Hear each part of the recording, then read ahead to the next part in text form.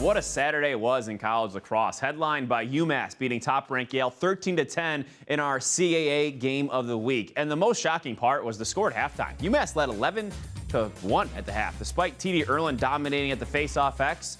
The story was UMass's efficiency on offense and Yale's turnovers. 16 in the first half alone, 25 total. In the end, it was Matt Note shutting the door on Yale's comeback with 2 huge saves in the final moments, 12 saves total in the win. It's the first win over a #1 team for UMass in program history. This is just in the Greg Cannella era, just so you have some perspective on what they've done since 1995. They came close a couple times, 13-11 decision to Virginia in Coach Cannella's head coaching debut. An overtime loss to Johns Hopkins in the NCAA tournament. This just their 4th opportunity at home all time to beat the #1 team, and they did it.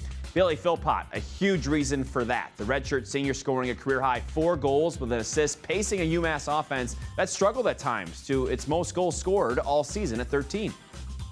And we bring in Billy now. Thanks so much for coming on. I guess the question is, I mean, you beat the #1 team in the land. How are you guys able to pull that off?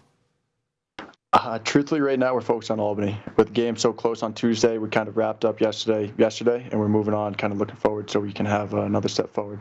You know, obviously you had such a good performance yesterday, and you've really come on this season. For you, you know, what's this season meant to you in terms of taking this role? You know, you've had some different roles to the program as a redshirt senior. What's this meant to you in sort of embracing this as a part of this group? We talk a lot about being selfless teammates here. So kind of we have a lot of guys that don't get any recognition, that kind of practice daily and work really hard. So, you know, when you see those guys work really hard, all the guys that get to play, we just want to work really hard for those guys. So it's kind of one of those things where we have a really good brotherhood here. So it's more about all of us than just any individual person. How would you describe, you know, how this season has prepared you for the next step so far? Certainly ups and downs, and especially thinking about yesterday too. We're still taking steps every day. Every day we're trying to be better, more consistent, kind of looking each other in the eye, holding each other accountable, and just trying to be better than we were the day before.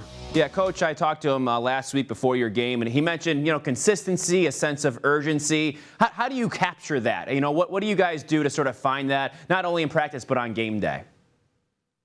We just kind of understand that our time's fleeting. Like, I think we have 9 games left, so it's, I mean, especially as a senior or older guy, like, this team will never be together again. So we're trying to just, again, work hard every day, be consistent as we can, kind of move forward as fast as we can. I mentioned you're, you know, redshirt senior. You've done some different roles in this program. As you've seen over the years, I guess, what have you learned, you know, about the sport, about life a little bit as time has gone on? I'm sure you've seen a lot in your time there now.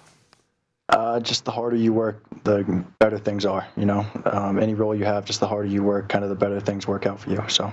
You mentioned looking ahead now to Albany on Tuesday. What challenges do they present for you guys? I'm sure you've had a little bit of time to look at some stuff, but what's sort of the mindset going into Tuesday? They're a great team, great players, great system. They play hard, they play fast. It's going to be a great test for us. We're fortunate enough to be at home on Garber Field, which all of us love. But again, home field doesn't mean much, so we need to kind of be ready to go and accept that challenge that they're going to bring. How does this stretch sort of test you guys and get you ready for, you know, what's to come later on this season?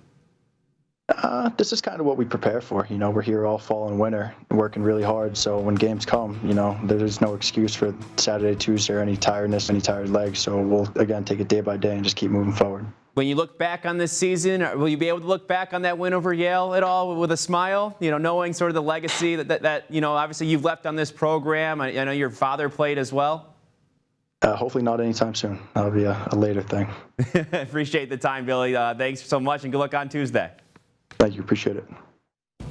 You can see Philpott and the Minutemen in that quick turnaround against the Ogunanticoke and the Albany Great Danes right here on Lac Sports Network. It's a 3 o'clock face-off at Amherst on Tuesday. Albany at 2-1 this year. Both those wins, 1-goal games. So maybe we'll get another good one. That's 3 p.m. Tuesday on Lac Sports Network.